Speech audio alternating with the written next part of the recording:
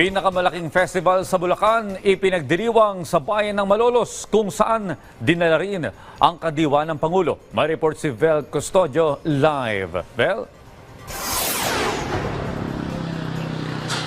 Rise and Shine, Audrey, ipinagdiriwang ngayong araw ang Singkaban Festival dito sa Malolos na isa sa pinakamalaking festival sa Bulacan.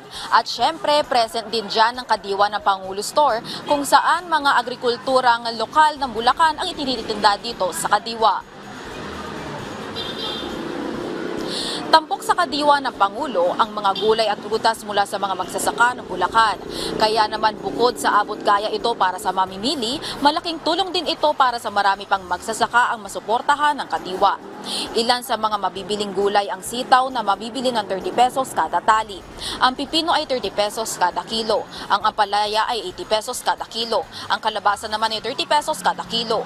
Ang talong ay 30 pesos kada kilo. Ang upo ay 10 hanggang 30 pesos kada kilo depende sa klase. Ang kamote ay 40 pesos kada kilo.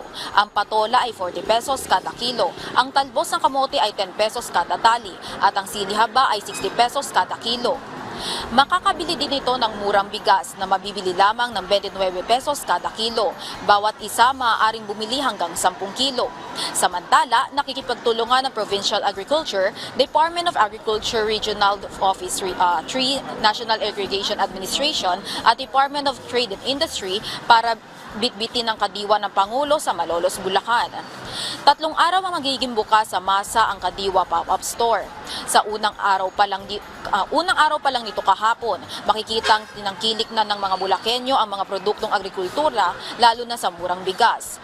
May kabuuang 225 sacks ang ilalaan para sa kadiwa sa Malolos. Kasabay ng kadiwa ang trade fair kung saan itinitinda naman ang mga produktong lokal ng Bulacan.